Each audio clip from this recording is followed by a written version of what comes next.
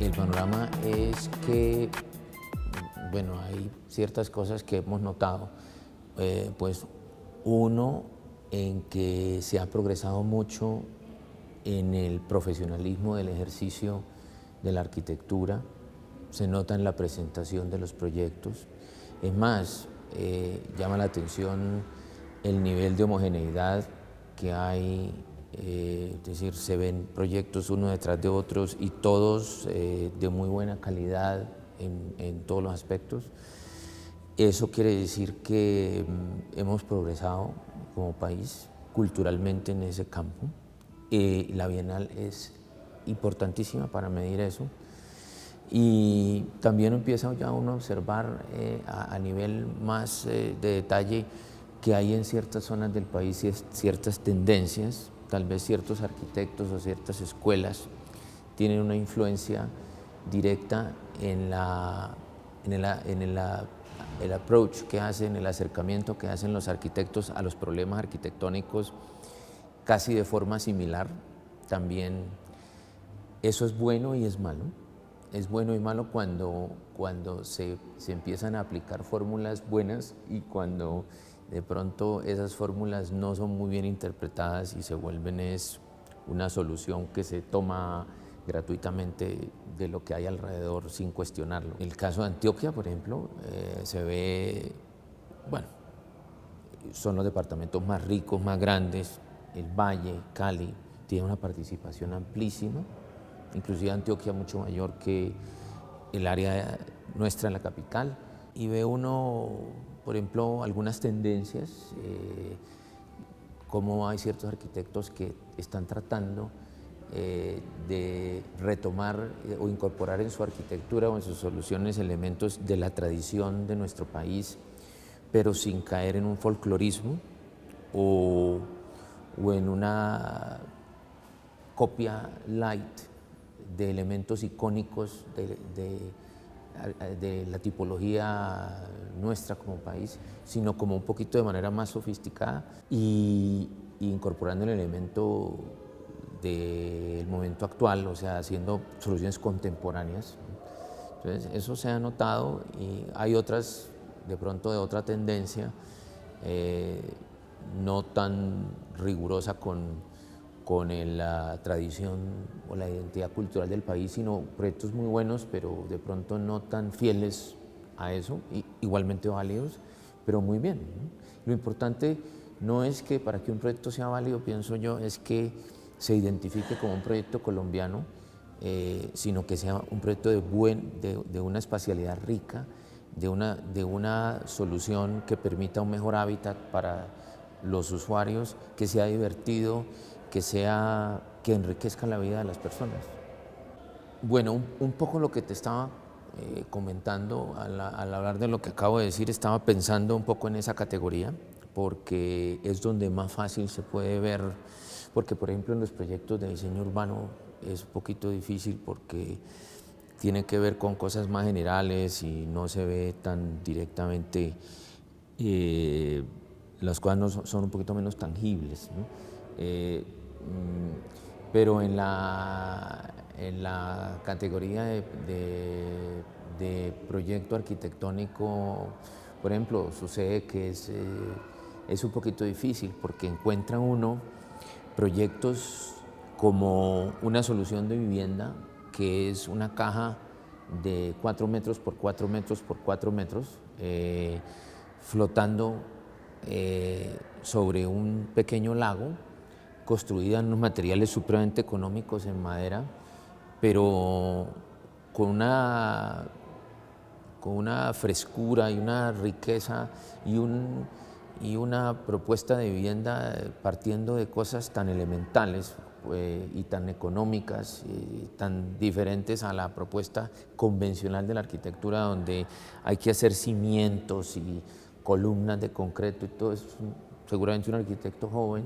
propone algo hecho prácticamente con láminas de madera económica y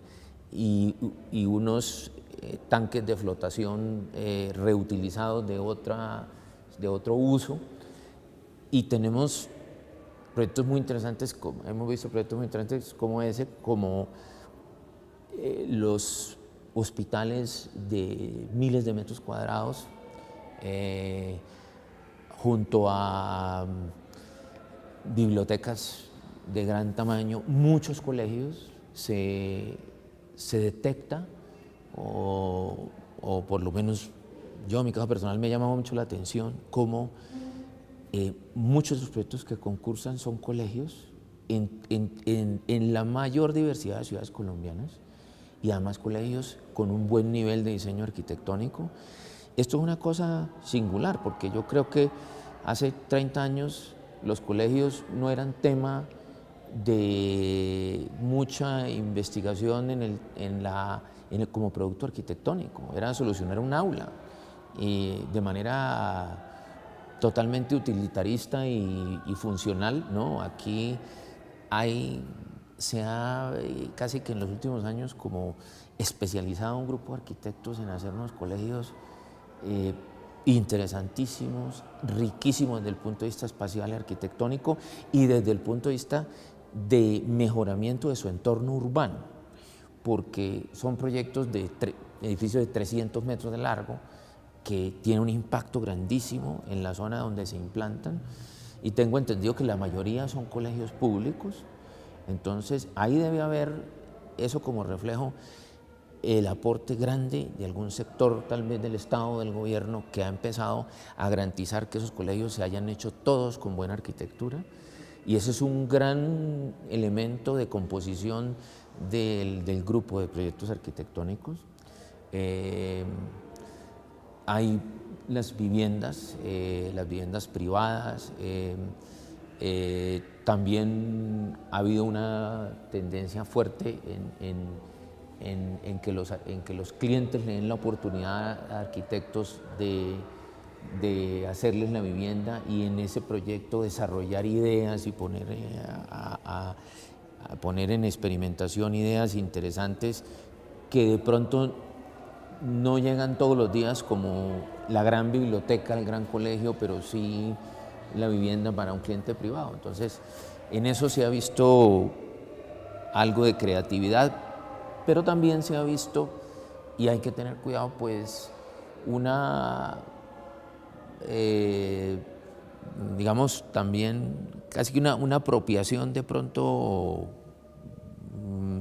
más grande de lo que debiera ser de ciertos tipos, que como que empiezan